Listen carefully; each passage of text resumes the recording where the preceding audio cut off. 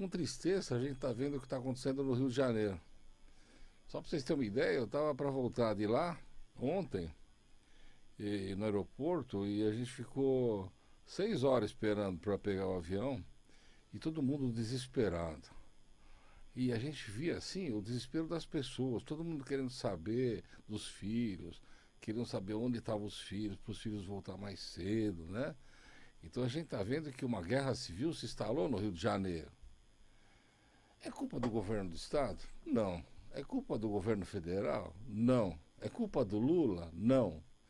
É culpa do ministro da Justiça? Não. É culpa do quê?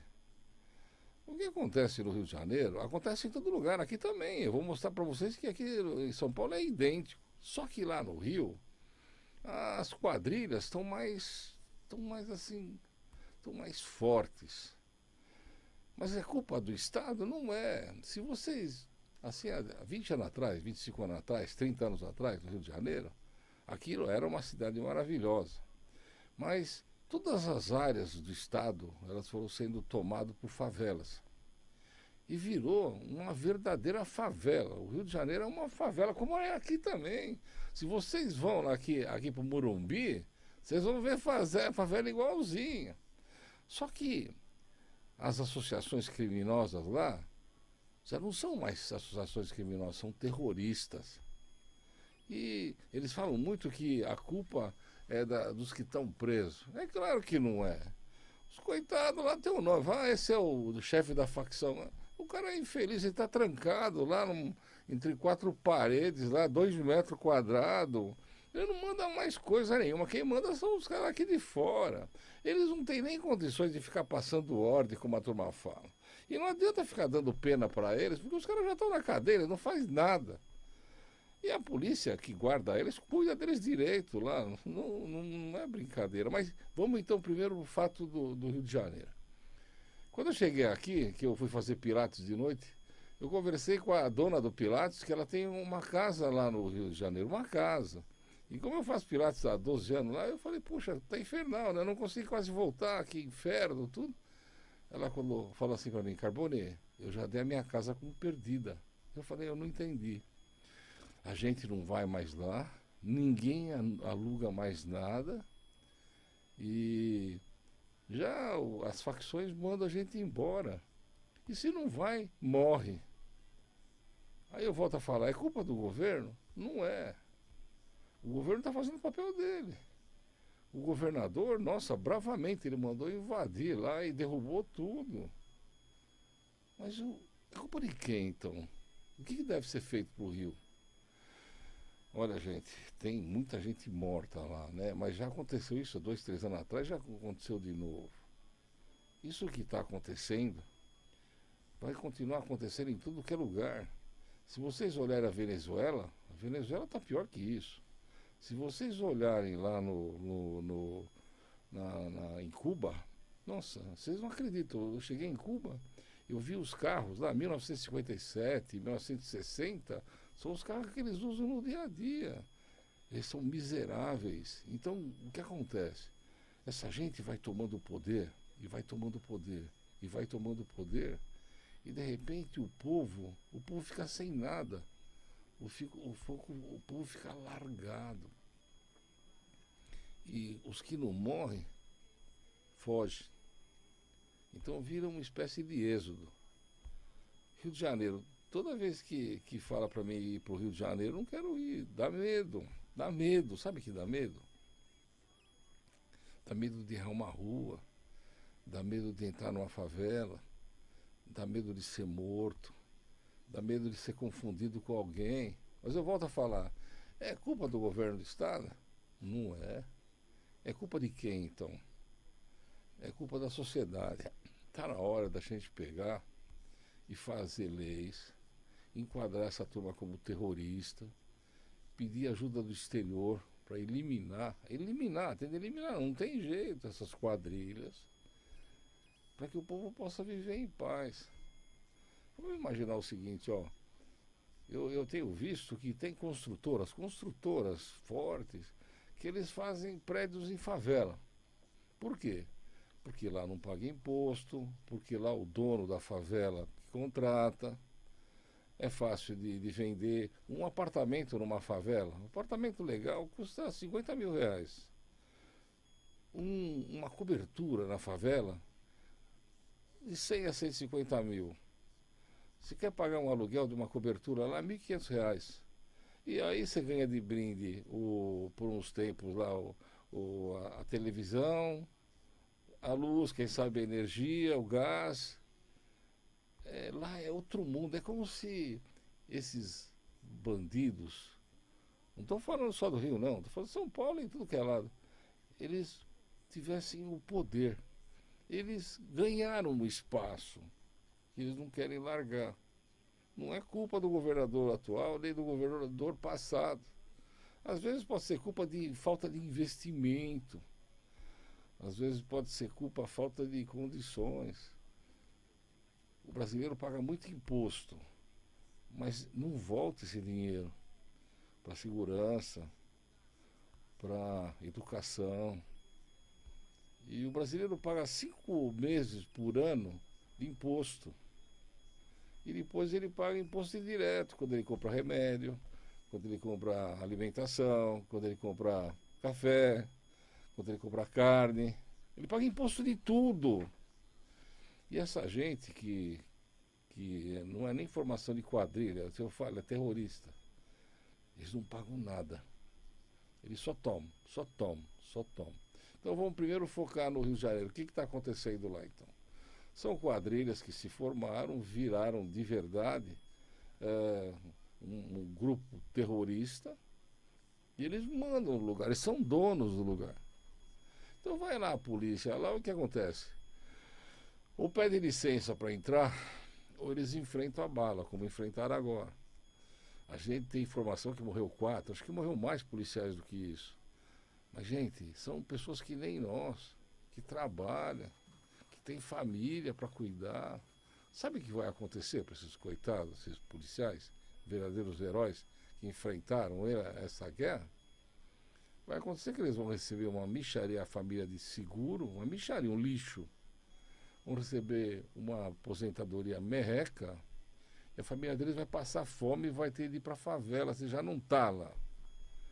Então, de verdade, os policiais que enfrentam esses marginais, esses grupos terroristas, eles são verdadeiros heróis, porque eles vão lá defender o povo, né? Lá o povo do Rio de Janeiro, aqui o povo de São Paulo, e eles acabam sucumbindo lá diante do poderio armado dessa turma.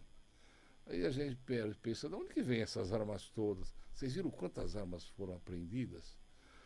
Nossa, tem arma lá que derruba avião, tem arma que destrói um prédio. Como é que eles têm condição de comprar e ter condição de tudo isso? É o tráfico de entorpecente. E onde que está esse tráfico de entorpecente? Ele está erradicado, não só lá na Venezuela, como na Colômbia, como aqui no Brasil. Então, na verdade, o que a gente percebe é que esses caras que mandam nisso, esses terroristas, eles mandam no mundo inteiro. E não pensa que é só aqui, não. Eles mandam lá nos Estados Unidos, eles mandam na França, eles mandam onde eles quiserem. Porque eles compram tudo. Se você notar, aqui em São Paulo, aí, um dia desse, a Polícia Federal lá fechou um monte de posto de gasolina, que era tudo de traficante, era tudo de comandos, era tudo de terrorista. Aí eles vão atrás e fecha loja de brinquedo que esquenta dinheiro para eles, fecha banco, mas não adianta, eles vão crescendo, eles vão crescendo, eles vão crescendo. Aí de novo, é culpa do governo? Não é. É culpa do Lula? Não é. Quando o Lula falou um dia desse lá que como é que se fala que o traficante era, como ele falou, o traficante era vítima, não falou errado, coitado. Ele é bêbado, estava bêbado, lá falou besteira, trocou. O traficante é um monstro, é um assassino. Ele desgraça a vida de todos. Eu trabalhei muito no crime, muito, e continuo trabalhando, e eu vejo os traficantes, o que eles fazem? Primeiro lá eles vão aliciando pessoas para vender a droga e para fazer as pessoas ficarem viciadas. Sabe, quando eu vejo jovens assim colocados em lugares para desintoxicação, a gente percebe a atuação dos traficantes até lá, no lugar que eles ficam confinados, para continuar vendendo a droga. Então eles estão um pouco se tocando, sabe? Se o menino tem 10 anos, 12 anos, 13 anos, 15, ele quer que ele fique viciado, para ficar dependente dele. E os grandes traficantes, eles trazem cocaína, traz tudo que é maconha, o diabo a quatro, para vender. E estão um pouco se trocando, que vai desgraçar a família de todo mundo. Então, o que aconteceu no Rio de Janeiro? Como é uma cidade maravilhosa, como vem muita gente importante para lá, vem muito viajante que quer conhecer lá, muita gente de dinheiro mesmo. E como essa turma que vem do exterior tem muita grana, eles vêm aqui para prostituição e para droga. É sério, vocês podem não acreditar, mas eles acham que o Brasil é a cidade das prostitutas, e não é. Nós temos nossas famílias. Mas eles imaginam na cabeça deles e eles têm dinheiro para comprar droga. Então quando eles vêm municiados com grana, acham que vai ficar, não vai ter problema nenhum. E lá eles investiram mais, ou seja, todos que vêm aqui, os turistas, se chamam de turista, atrás de prostituta aqui, eles vêm também para comprar droga. E cresceram muito os traficantes lá. Por quê? Porque o estrangeiro vem com dólar, vem com euro, vem com dinheiro lá de tudo que é lado, compra droga e faz com que eles possam investir nisso, investir não só nas drogas, como também nos armamentos, né, nas bombas, nas granadas, inclusive ganhando espaço, ganhando terreno. O que o governo federal pode fazer? Se o governo federal for bancar o Rio de Janeiro, ele vai ter que bancar São Paulo, ele vai ter que bancar Fortaleza, ele vai ter que bancar Recife, ele vai ter que bancar, vai quebrar. Ele deixa para o governo do estado. O que o governo do estado tem de fazer? Ele tem de fazer dinheiro para poder enfrentar essa turma. Então vamos pensar assim, vocês imaginaram quanto entra de dinheiro no Detran? Vocês olharam cada carro que passa na rua aqui, quanto dinheiro eles obrigam o sujeito a pagar lá de imposto? Se você não pagar imposto, eles vão tomar teu carro, o IPVA. Não, é o imposto do carro. Se você tiver um carro, tem que pagar uma fortuna todo ano, senão chega mais e os caras prendem teu carro. Essa grana toda devia ir em defesa do povo. E não é só essa, quantos milhões de... Então eu acho que a situação está mal dirigida. Mas o governador de lá está de parabéns, ele tem mesmo de acabar com esses monstros. Se vocês viram todo o armamento que foi apreendido, em tese esse armamento deve ser destruído. Não devia não, devia pegar e dar tudo para os nossos policiais para eles poderem se defender. E maior investimento. Qual é a vontade de um coitado lá que é policial de enfrentar esses bandidos e tomar um tiro na cabeça e morrer que nem esses rapazes que morreram, se a família vai ficar sem nada? Eles deviam ter carro blindado, eles deviam ter armas na mesma proporção dos bandidos, dos traficantes, eu chamo aqui de terrorista. Mas eles não têm. Tem lá um caveirão lá que parece que aquilo lá é de 1900 e banana. E a gente notou mais no Rio de Janeiro. Os ônibus pararam de trafegar lá porque eles estão tomando os ônibus e parando eles nas ruas para impedir o acesso, para impedir que as pessoas transitem. Sem contar que estão matando toda pessoa que ousar sair na rua, tem que ficar escondido e longe de janela, senão não toma um tiro na cabeça. Está na hora de parar com isso? Tá. Se o governo não tem estrutura, nem o governo do estado, nem o governo o federal não tem nada, o que tem de fazer? Tem de pedir ajuda para os Estados Unidos, que também coíbe droga, essas coisas todas, para que eles mandem elementos aqui para poder solucionar isso daqui. Se chegar, eu tenho certeza, chegar a turma dos Estados Unidos, a mesma turma que está derrubando lá os traficantes de lá da Venezuela, da Colômbia. Vocês já viram que sai um navio da Colômbia lá com droga, eles explodem na rua, né? Por que não faz a mesma coisa aqui? Então era só pedir para os americanos, olha, nós não estamos em condição, o Brasil gastou demais, cobrou muito imposto, mas teve muita despesa, não com o povo. E pedir para ajudar. E fazer com que o Lula, quando falar besteira lá, primeiro gravar só para depois passar para o público, porque é terrível o sujeito falar que o traficante, que o vagabundo, que o marginal, que o terrorista é uma vítima. Na verdade, é um sujeito que nos Estados Unidos vai para a cadeira elétrica. E aqui o sujeito está dando risada. E culpar os coitados que estão presos é maldade, viu? É maldade. A gente vê esses coitados lá que estão presos lá eles não têm condição nem de beber água. Se você olhar a cadeia dessa turma, que eles dizem que eles são os mandantes, que eles são é dono lá da facção tal. Mentira, o cara está há 20 anos na cadeia, o cara é um lixo. O cara não sai de lá para nada. Se for tomar água, é água quente. Ele vive num buraco. E o pior de tudo é o seguinte, eles vão dando pena para eles como se eles fossem os culpados. Os culpados são os caras que estão aqui fora. Estão aqui fora administrando. Então, gente, não vá para o Rio de Janeiro. Quando você tiver um amigo lá que mora no exterior, não fala para eles virem para cá. Não, de jeito nenhum. Sabe por quê? Porque vão acabar com ele aqui. É só olhar para a pessoa. Tem duas possibilidades, o traficante e terrorista. Uma dele achar que você é parecido com algum cara que ele não gosta.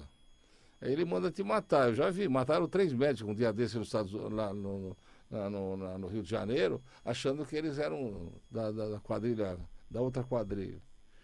E não vai mais para lá, faz que nem a dona lá que eu falei para você, a minha amiga, que eu fui de noite lá fazer ginástica.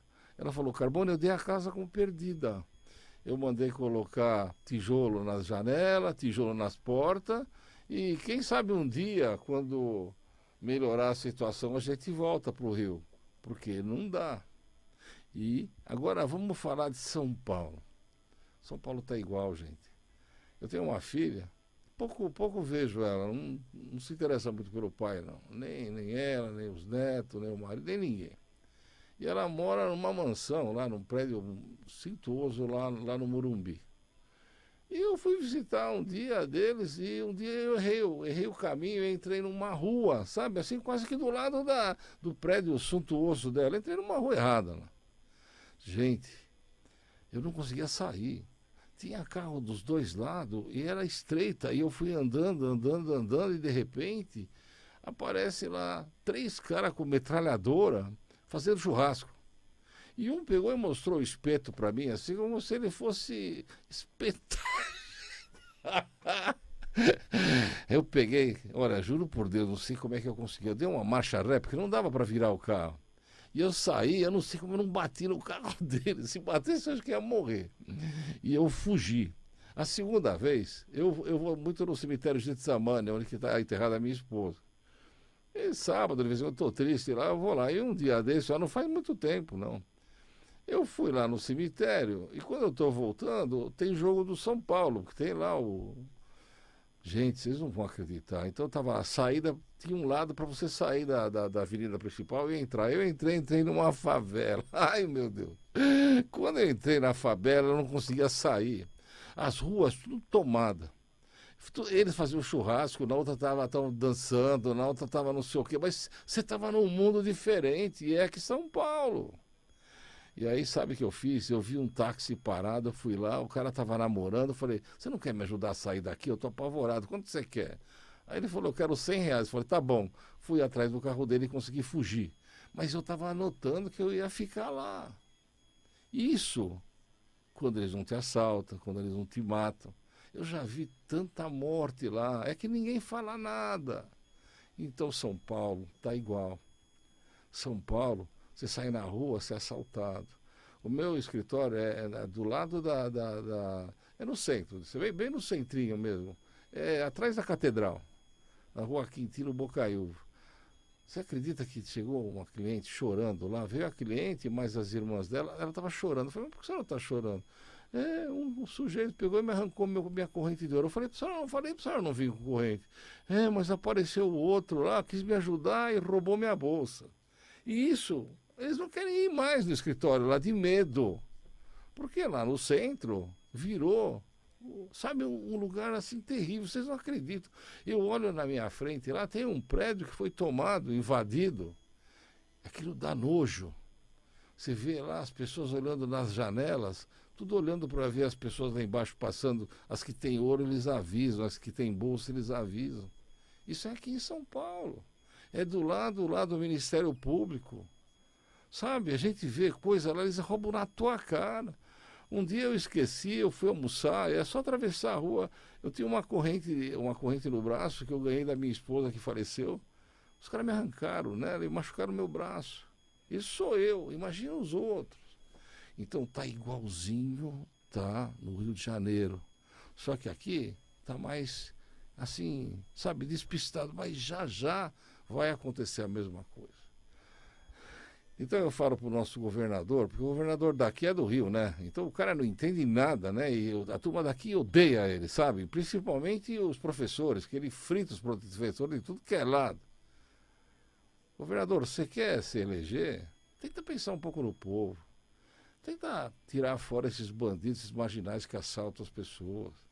Tenta coibir os traficantes, porque senão nós vamos ficar pior do Rio de Janeiro. E aí não vai dar mais para viver. E é isso que é o problema. Os antigos, que nem eu lá, vai indo, mas como é que fica a população?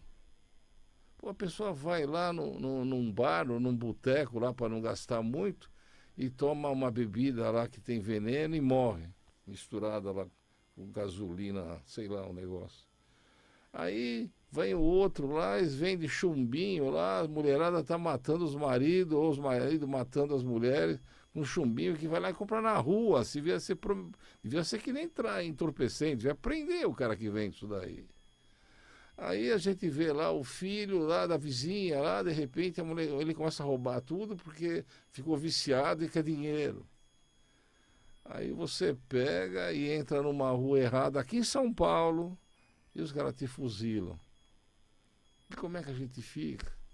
Aí você tá com o celular na rua e os caras te roubam. Aí vem lá o Lula e fala assim, não, isso é normal. Não é normal, gente, não é.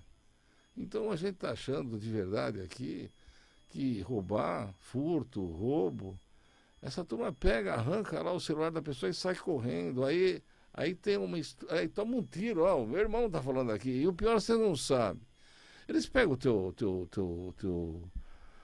teu celular e vão lá e mexem nas tuas contas de banco. É gozado, se você solta lá um cheque de R$1.000 ou faz um Pix, lá o banco às vezes trava, porque acha que você está transferindo R$2.000 num Pix, mas um bandido desse pega teu lá, ele empresta dinheiro no teu nome em 15 minutos, ele libera 20, 30 mil reais, tudo que você não tiver na vida. Sem contar, gente, que nós temos um negócio que chama Tigrinho, ou parecido com Tigrinho, onde a criançada de 10, 12 anos fica jogando escondida no banheiro da escola. Pega, rouba o dinheiro da mãe dele lá para comprar o pãozinho da manhã lá para poder jogar. Pega o dinheiro da avó quando está lá da bolsa para fazer o jogo. E você sabe para onde que vai esse dinheiro? Ninguém sabe, porque o Tigrinho são lugares internacionais que às vezes nem te devolve o dinheiro se você ganhar. Então a gente está aqui trabalhando 5 meses por ano para pagar imposto direto. Depois indireto. E tudo que você compra é imposto, é imposto, é imposto, é imposto, é imposto, é imposto. Aí o teu filho lá precisa de uma cirurgia, vai lá no médico lá do SUS lá, e não tem médico, depois não tem o exame, depois não tem a consulta, depois não tem a cirurgia, e o menino morre de câncer lá, por falta de atendimento, falta de interesse. Como é que a gente vai fazer, gente? Na segunda fase do programa eu vou contar para vocês como é que você vai sair de um problema quando você for preso. Olha que fantástico, eu vou ensinar tudo. Um abração.